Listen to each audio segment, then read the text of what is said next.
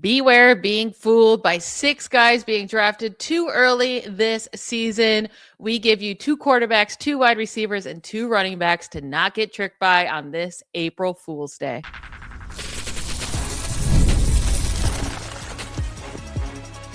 You are Locked On Fantasy, your daily NFL fantasy podcast. Part of the Locked On Podcast Network, your team every day. Hey, welcome into Locked On Fantasy Football. I am one of your hosts, Michelle Magdziuk, and I'm joined by my co-host, Vinnie Iyer. Today, we're going to talk through 6 fantasy players. We're each going to pick a quarterback, wide receiver, and tight end that are trying to fool us this April Fool's Day with too high of a projected draft cost for this upcoming season. Starting at quarterback, Vinnie, who is your quarterback that you want to warn fantasy players about the most? Yeah, I think you have to go with Justin Herbert. I mean, just look at Justin Herbert and his ranking, and it's like, this is pretty aggressive. I know they got Mike McDaniel, but we weren't getting excited about Tua Tagovailoa, even the best years with Tyreek Hill and Jalen Waddle, and he actually goes to an offense that will run the ball more. I mean, Mike McDaniel ran about 47% of the time with Miami last year. With the Chargers, they ran only 42% of the time last year. So they were a rather pass-happy offense, and now they're going to go to a guy that really produces in the running game. And you talk about Omarion Hampton. We know what the mindset of Jim Harbaugh is. He wants to run the ball, play defense, be physical. And they have receivers, sure, with Ladd McConkey, Oronde Gadsden. There are some playmakers there, even if Keenan Allen does not return here. And then, of course, Quentin Johnson stretching the field.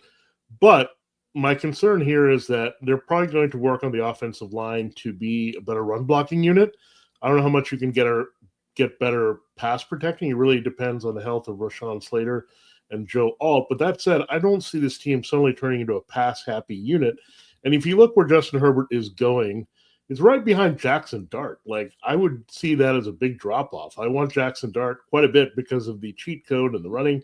Then you get into some other upside guys. We talked about how much Michelle thinks Dak Prescott will be fine. I have a big guy on Caleb Williams and his upside. And you get deeper. There's some sleepers we've talked about, the Tyler Shuck, Cam Ward, that tier going deep. So I think he's in a bit of a zone where I feel a little less comfortable than taking the guys right ahead of him. And I think it's forcing me to take him instead of some guys behind him that I think have bigger upside overall this season. And that includes like a Brock Purdy and those type of quarterbacks that we've really liked delivering from the pocket. So I just think it's a little rich. I know everyone's excited. There's a lot of buzz about the new offense, but Justin Herbert said that big fantasy season as a rookie, it's really been hard to duplicate since. And it just hasn't come close to that. I think this is a very aggressive ranking for him at number 8. Again, I think it's based on some of the things in the offseason. Look, they could do some more with the weapons, but how much more are they going to actually do here? I think, again, Hampton tells you they want to run the ball with that front. They used a first-round pick on him. They don't want to throw the ball too much. I think Ladd McConkey, that's why we like his value, and Gadsden, where that's going to be the part of the offense you look at with a shorter intermediate passing here with Mike McDaniel. But overall, I just can't trust Justin Herbert at that price. I think he's fooling everyone. I think he's shiny. He's always been shiny, right? Mm-hmm. He's tall, he's lanky, he's smart, he can throw the ball downfield, but he's been a little bit of fantasy fool's gold in that uniform.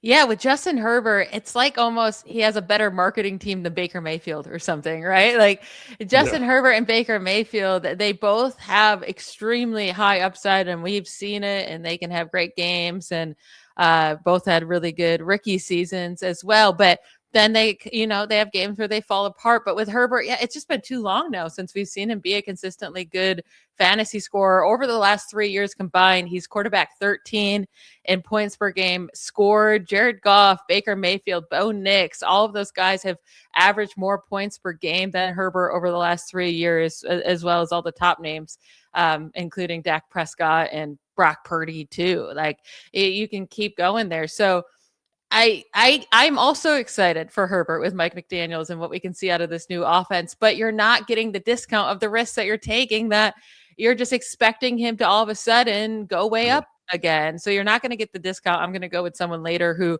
offers the same upside and is even less risky than Herbert, who we just have not seen good production from lately in fantasy. Now, my quarterback choice here, it's going to be Joe Burrow. He's sitting at quarterback 4 behind only Josh Allen, Drake May, Lamar Jackson right now. Now, we've talked a ton about Drake May, and we're worried about his costs, so I'm not going to get into him again. But with Joe Burrow, I also think quarterback 4 is way too early for him. He's ahead of Jaden Daniels, ahead of Jalen Hurts, ahead of Jackson Dart, who I think, I mean, at least they have the dual aspect of their game, right? Where they have the rushing where you don't have to lean on the touchdowns completely, and the passing touchdowns, I should say, completely. Like Joe Burrow just doesn't offer that rushing upside. Last year, he had more than 8 rushing yards in one game played, only 2 rushing touchdowns on the season. And I mean, just overall for fantasy, it started off slow, like it always does with Joe Burrow. So you have to know you're taking him early, and it's just always a slow start, right? And then, yeah, he could start to get hot, but he was quarterback 15 on average last year in the games he played, 16.8 points per game. Very low. Like, that's not going to get you excited. That would be miserable. I do think he's going to be much better than that, but like he needs to have a 2024, 2022 type season to come through with quarterback 4 cost, where he had over 40 touchdowns in both of those seasons. Any of the other years, you wouldn't be happy with that cost. You also have the injury risk with him, right? Where he just has had trouble staying healthy, missed half a season in 2 of the last 3 years, also missed half a season in his 2022 or 2020 rookie season. He is the shinier version and more exciting version of Dak Prescott, but very similar fantasy players. I mean, both rely heavily on passing touchdowns, both offer very little rushing, both have amazing offenses and like stacked offensive pieces to pass to. And then both have terrible defenses that they're playing with that makes them have to pass a ton, and both are injury prone, right? So it's not like you're risking any more injuries there. And like I said, Dak has scored more points per game than a guy like Justin Herbert over the last few seasons. But when you're comparing just Burrow and Dak Prescott, the difference between them in points per game over the last 3 seasons is less than 0.3 points per game. It's nearly identical. So Dak Prescott, you can get way, way later. He's going, quarterback 10 right now compared to Joe Burrow at quarterback 4. Just don't look at the shiny, exciting name and the exciting, Burrow in that offense. Just take Dak, who's literally the same exact fantasy quarterback as him later. Yeah, I almost want to laugh when you said that because it seems like they take turns getting hurt. So that's why their numbers, like it's different years. It's like even, odd, and then one gets hurt, they put up the big numbers, and then you go back into them, and then they don't give you the numbers. It's Joe Burrow's turn to somewhat be healthy, I guess. So you are investing a high durability risk when you know Jalen Hurts is not a durability risk right behind. And if you're going to have the dual threat in the production, I think Jaden Daniels, also with an injury risk of his own, is going to be more productive there. So you just have to determine, okay, we don't have Josh Allen and Lamar Jackson on the board. I think this is going to be the trickiest thing. Where's your investment going to be? And we talked about Drake May sliding a bit, but I think he would slide because of Daniels and Hurts and Dart moving up as dual threat quarterbacks, more so than a pocket passing Joe Burrow. So, yeah, it's really hard to get there. We saw with Baker Mayfield trying to duplicate that. Really hard to get there with anybody with just the passing touchdowns alone. Because the volume might be there, right? They might throw a ton again. That's what the Zach Taylor Bengals offense does. So there's going to be volume where you're going to be pushing 5,000 passing yards easily, right? So can you get enough with that and your touchdowns to make up for the difference? It has to be pretty significant. So you're right. I think when it comes down to these quarterbacks early, I think the more and more you have these cheat code quarterbacks, the less and less you can look at these traditional pocket passers for that kind of production. Yep, absolutely. All right. We still have 2 wide receivers and 2 running backs we're going to get to that we think are trying to play a little April Fool's joke on us with their current cost. We'll get to that right after a quick break.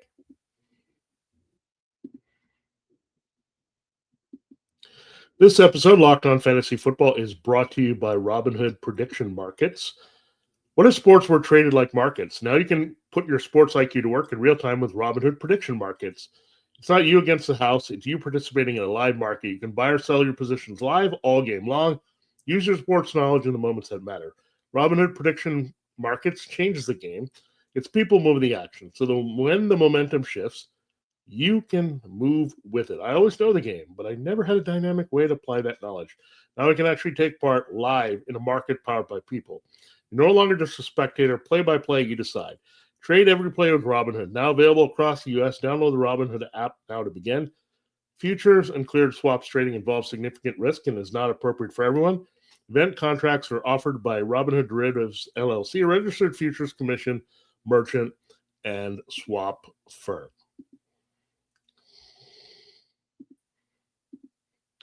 All right, we'll continue the show here on Locked On Fantasy Football, but a reminder here, if you never miss an episode, to get in on the Everydayer Club. It's a great opportunity to support the show year-round, connect with us on Discord. So really, it's great because you also get ad-free episodes. We'll have a chat there that's going to be helpful as we get closer to fantasy draft time. Tap the link in the show notes to learn more, or you can go to lockedonfantasyfootball.supercast.com. All right, Michelle, it is time to look at our Fool's Gold at wide receiver. Now, a couple of big names here as well. Let's start with yours. Yeah, I'm going to go with Jameson Williams, who right now is at wide receiver 18 cost, ahead of guys like Ladd McConkey, Terry McLaurin, Mike Evans, Devonta Smith, who I'd rather have all of those guys over Williams. And there's actually a bunch of guys even going later that I would rather have, especially at their cost, let alone just like probably just head-to-head if I had to pick them. But first year without Ben Johnson in that Lions offense, Jameson Williams was the wide receiver 18 in average scoring. So yeah, that's what he's ranked at right now. But we talked about this a lot. That wide receiver scoring last year was just down across the board. He averaged just 11.0 points per game. That was fewer than what Christian Watson averaged last year, by the way, at wide receiver 17, 11.5 points per game. But his Jameson Williams points per game at 11.0 was that would have put him as the wide receiver 33 on average in 2024. So I'm telling you, if he does what he did last year and you take him at wide receiver 18 and he scores 11 points per game again this year, it's not going to feel good whatsoever. And the thing with him too, he's just so incredibly inconsistent. He does have some big blow up games. That's great. Those few weeks he helps you win. But I mean, how many games is he making you lose, right? Like there was 3 games last year where yeah, he had over 20 fantasy points and he may have gotten you that win, your flex or wide receiver 2-3 spot, but he also had 7 games with 5 or fewer points last season. Nearly half the games. He absolutely destroyed you. And he also had 2 games with 0 points. So you could have just played nobody and would have got the same amount of points. And another game with 1.5 points. Like these games are game destroying weeks. And yeah, they changed their play caller, so maybe it's different, but their new player caller is Drew Petzing from Arizona. So what we can take from that is we expect Amon-Ra St. Brown to be utilized heavily like he always is, and then more Sam Laporta, right? So it could be Amon-Ra, Sam Laporta, the top 2 targets in this offense, and Jameson Williams could honestly be the 4th target in this offense behind Jahmyr Gibbs, one of the best receiving backs in the league. With his inconsistencies, not just this last year, but throughout his entire career, like just take a different guy later. There's other guys that have big upside in any given week with low upside. Like I'm not saying it's bad to have these guys on your roster, but just not that early. You could take a Rome Odunze, who now has Ben Johnson, by the way, could be the wide receiver 1 on his team, the top target on his team, and he's going wide receiver 31. A good 13 wide receiver spots later than Jameson Williams. Or if you want to go with a Christian Watson who is up and down but has a chance to be the wide receiver 1 for his team this year with the Packers, like many options of up and down players. And Alec Pierce going wide receiver 41 for the Colts, same thing, up and down, like some blowout games, some really bad games. So Jameson Williams just way too high of a cost for what he offers as a fantasy producer. Yeah, he's going to be a Valdo pick. I mean, you can look at it both sides of the coin. You can say he's explosive. He's in my lineup. He can help take over games. And he's part of an offense where he's going to be one of the top 3, I guess, 3A when you've thrown Jahmyr Gibbs targets in the game. And Drew Petzing, we'll see what the effect is, but I think he'll have a positive influence on Jared Goff and the passing game as a whole. So that should trickle down to Jameson Williams. But you're right. The consistency is the question. Can he be a lot more than a big play threat? That's going to be huge to determine if he can duplicate that production. Now, I'm going with Tetairoa McMillan. I'm not quite sure why he's ranked this high. He's wide receiver 14. He was wide receiver 25 on average in half-point PPR last season. When he took the total scoring, he was only wide receiver 18. I don't have an indication that Tetairoa McMillan is going to do better than he did last year. Look, I looked at the numbers. They're pretty modest, right? Just beyond 1,000 yards receiving, 7 touchdowns. So, yeah, there's some room to grow there, but I'm hearing more and more rumors about the Panthers adding a significant receiving target. When I say that, it could be going after Jordan Tyson if he's available, Mekhi Lemon in that first round, where they don't have any glaring needs. They took care of a little bit of their offensive line. I think they can go in different directions. They could go the best player available with that spot. The best player could also be the tight end Kenny and Sadiq. Now, we've seen Tommy Tremble and some of these other guys in the mix, and Jadavion Sanders just hasn't panned out as an athletic target. So he just can't stay on the field. So they definitely could go in that direction to upgrade. And what are you doing with the Jalen Coker situation, the rest of these guys, right?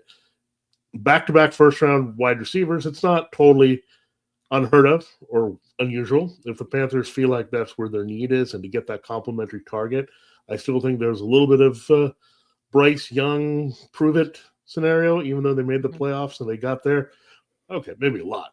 I mean, but now they traded Andy Dalton, so now this is it, right? He needs to show it this year. There's no fallback plan the same way they've been kind of toggling if you've had Bryce Young stumble. So here's your opportunity, Tetairoa McMillan.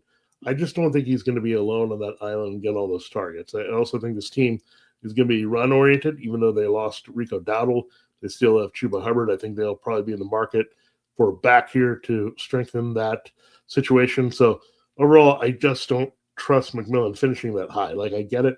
I think keep in mind, these are all like flashy upside guys, right? Herbert and Burrow with their big arms, Williams with the big playability, and McMillan, okay, he was the first-round pick. He was the Rookie of the Year.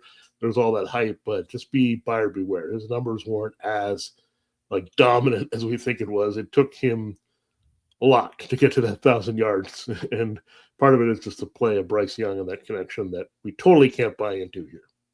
No, I'm not bought into Bryce Young yet. Like, he hasn't shown it. I think like he still has so much to prove, and people are going to hold on to them making the playoffs. Like, they were 8-9. It's not like they even had a winning record, right? It's just that everyone else in the division fell apart. So they got in. I don't believe in Bryce Young. I don't think McMillan can be a top 12 wide receiver with Bryce Young. Like, I think it's going to be way too hard. I don't understand his wide receiver 14 ranking from what he showed last year. Like, I think he's a good talent, but I just don't think he's in the right offense for it. I don't think he'll be consistent enough, or just the offense in general will be consistent enough. It does seem like Young has a good connection with Jalen Coker, who missed a good chunk of time last year, and he'll be back this year. And I'm totally with you. They could go with another playmaker this year early in the draft. So yeah, I completely agree that he is going too high, way too risky. If he was going later in the draft and you want to take him as, a flyer, sure. But going a sandwich in between A.J. Brown and T. Higgins and Garrett Wilson and guys like that, like, absolutely not. I think like that's just way too risky for me. We will hit on our 2 running backs here to close out today's show right after a quick break. All right, 2 more players, both at running back, that we think are going way too early and are trying to fool us this upcoming year. You've talked about this guy a little bit this offseason, but Josh Jacobs is one that you're very low on. Like, you do not like him going into 2026. So tell us about that. Yeah, I think just everything is bound to catch up to him. I feel a lot like the James Conner situation where he wasn't quite wheels coming off, but I could see that with the wear and tear of this guy has had a heavy workload, right? Since he got in the league as a first-round pick of the Raiders, he's on his second team. He did miss some time last year. I just look at this potential of the wheels falling off badly here. I don't think you want to be there. Right now, I think they would be in the market for a backup. Right now, it's Chris Brooks because Emmanuel Wilson was not re-signed. He went to the Seahawks as an option there. Then they have Marshawn Lloyd. He hasn't panned out at all. Like, he had a lot of upside buzz coming in, but he hasn't been able to stay on the field. So I think they'll be in the market to take a running back. We'll see how high They take that running back. Could it be a Mike Washington Jr. out of Arkansas? Do they go with Emmett Johnson out of Nebraska to channel some speedy Amon Green vibes? We'll see, right? I think they will explore a running back. You lose Wilson, who's a pretty good backup. I think they have to upgrade. Brooks cannot be the guy. So let's watch the level of that player. That player could be someone I'm going to target in a lot of drafts because Jacobs, again, the injury attrition has been there. And it's also been in years when he's healthy. He's played through ankle injuries and things like that where he hasn't been 100%. We've known there's times where your last minute he pops on the injury report like, oh, is he okay? What's his status? And then he plays, but then he grinds through it. He's been very good for fantasy. He's one of the better fantasy backs we've had in the modern era where you know that he's getting the volume, and the teams have trusted him, both Las Vegas and Green Bay. But at this point, however, like things can fall apart. I mean, 28 going on 29 here. So I look at this and say he's had a good run, but right now he's RB13. And think about this, in half-point PPR, that puts him ahead of Derrick Henry. Would you really want to take him ahead of Derrick Henry? Like, Derrick Henry's shown no signs of dropping off, and it just keeps exploding. And then Breece Hall, he's a little bit of lightning rod. So is Bucky Irving. We talked about him in the polarizing players. But then you have some very consistent producers like Kyron Williams, who's been more durable of late. Javonte Williams. Travis Etienne going to a new team to have a big role.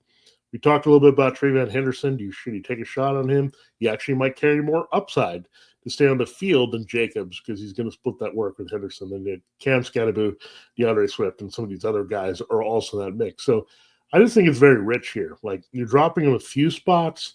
He was a very decent producer, of course, in the top 12 last year at RB9, but it wasn't like blowing you away at certain times. And when you look at it, he was only the 12th in total scoring. So you're saying he's going to drop down a few spots only? I don't see that happening. These other backs are going to be more productive. Don't forget the rookies right ahead of it, or the rookie, I should say, and the 2 second-round guys. Looking at Jeremiah Love, Ashton Genty, Omari, and Hampton, right? Those guys are in the mix that you're going to be way more excited to draft just a few spots earlier. So Josh Jacobs, I just feel like, again, whenever he sees significant workload and that adds up, right? Every year it adds up. You're going to see some of the wheels fall off a little bit. So I just think he's a little rich. I'd rather take him more 17, 18 in that sense as a well-buried RB2 versus like the first RB2 off the board. Yeah, I mean, I'm not as low on Jacobs as you. Like, I don't think you're going to take him at running back 13 and be too disappointed. I just don't think you're going to be too excited either. I think he'll end up right around that area. And I would like the guys going around him and Chase Brown and Jeremiah Love and Kenneth Walker, and even right behind him, Derrick Henry and Kyron Williams, like you brought up. Yeah, I would rather all those guys. I think they have higher upside and are even a little bit outside of Jeremiah Love, should be a bit safer as well. But Kyron Williams might be the most underrated, disrespected fantasy player. The 2 Williamses, I guess. The 2 Williamses behind him is a little bit weird, and especially Derrick Henry, I think. Like, I don't know. How many times have we doubted Derrick Henry, and he keeps coming through, and he hasn't shown any signs of that. So I think Jacobs feels like a safe pick, but he may not be as safe anymore. That's all I'm pointing out there. And look, we're not saying do not draft these people, but be wary. They do have some volatility and variability, and you have a running back that also fits that criteria. Yeah, I'm going with RJ Harvey, and he has dropped quite a bit over this offseason. So right now he's sitting at running back 24 in consensus rankings for draft costs. I still would just say that's just a bit too high for me, for sure. Like, I'm happy he's not going over, some of these big names anymore, like a Javonte Williams or Travis Etienne or even a Cam Scatterbo. But going right next to Quinshon Judkins, who I do have more hope for him going into year 2. I would also rather, just take a shot in any of these starting running backs, and David Montgomery or Bashal Tutin. Maybe even a Rico Dowdle or Jalen Warren, Kyle Managai. Like, with RJ Harvey, it's just they brought back J.K. Dobbins. He was a running back 27 on average last season, in his rookie season, at 10.8 points per game. And now we're upping him up a few spots in the rankings. But like with J.K. Dobbins, it was much worse than that even. So in weeks 1 through 10, before Dobbins got injured, Harvey was only averaging 8.7 points per game. That was the running back 34 in that span in average scoring. And he only saw 50 carries when Dobbins was out there, to Dobbins 153 carries in that span. And yeah, he came along at the end of the season in fantasy points when it was just him due to targets, due to workload and rushing touchdowns. But Dobbins will get the majority of those goal line opportunities back. So Harvey's very much going to be just relied upon getting those targets this year. With Jalen Waddle now there too, I think there's less targets to go around to this backfield. And Harvey's efficiency was beyond terrible last year when he was the starting running back. Weeks 11 through 18 without Dobbins, he averaged just 3.4 yards per carry. That's terrible. Negative 0.6 yards over expectation per carry. That was the third worst among qualified running backs last year.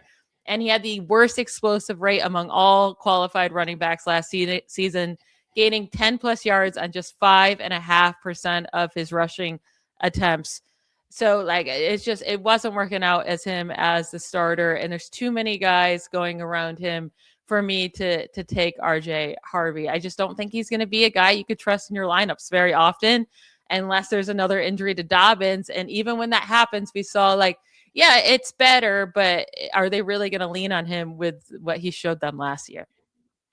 Yeah, there's so many things to like about most of the second-year running backs. I just talked about Hampton and Genty. You also have Quinshon Judkins, if he can come back from the injury, has an opportunity there in Cleveland to have a big year. We talked about Bishop Tootin, some of these other guys as well. I think the guys I'm least interested in the second-year backs is RJ Harvey. I'm not feeling it with this guy. Like, he seems very limited. He's inefficient as a runner. It was really a grind to push past 3.5 yards per carry for this guy. So I don't know. Like, I was excited about him. I thought he was going to be a full-blown Alvin Kamara Part 2. That has not materialized right now. Let's also watch the Broncos. They don't have a ton of picks. They gave up their first rounder to the Dolphins in the John Waddle trade. But I think they could take a running back at some point here. The two positions I feel like they'll take offensive skill-wise, running back and maybe like a tight end to also help what they're doing there. So running back is definitely in play here for the Broncos. I mean, J.K. Dobbins can't stay healthy. R.J. Harvey's inefficient. They're trying to win big, so I think they'll go maybe an upside back to watch. If that's the case, then we can be totally off Harvey, right, going forward. So I think Dobbins would still be in the role he has from last year. Harvey is in that kind of change of pace. I don't see what Harvey did to take a bigger chunk away from Dobbins, right, especially with their different roles in this offense. So, yeah, I'm with you. I think everyone's kind of feeling that, but I think the idea of RJ Harvey, that goes back to last year. Because remember, when they drafted RJ Harvey, they didn't have Dobbins anywhere near the roster. It was very late, right? We were like, oh, yeah, RJ Harvey is going to replace Javonte Williams. He's going to be a lot better. Then Dobbins comes in late. That tells you a little bit that they were kind of disappointed with what Harvey could give them. So he's going to have to prove a lot to get those significant touches, I think, in Denver to really have a big impact. Yeah, I absolutely agree with you. Like, there's just too many other guys much later that have similar upside to RJ Harvey. Even if you want to go with like Tyler Algier with the Cardinals, like, yeah, just I like him a lot. Yeah, and he's going like 12 running back spots after RJ Harvey. So yeah, absolutely. All right. That will be it for today's episode. I want to thank you all for tuning in to Locked On Fantasy Football. We will be back tomorrow. I know yesterday I said we'd be back with our tight end show talking about April Fools. Yeah, April Fools. We'll be back with our tight ends. So tomorrow, the 3 hardest tight ends to rank, and we'll let you know where to draft them for this upcoming season. Make sure you subscribe and follow Locked On Fantasy Football so you get all the latest episodes. And if you never miss an episode, the Everydayer Club is built for you. Get Locked On Fantasy Football ad-free, plus members-only Discord access and more. Head to lockedonfantasyfootball.supercast.com or check the link in the show notes to join the club. We'll talk to you tomorrow. Bye, y'all.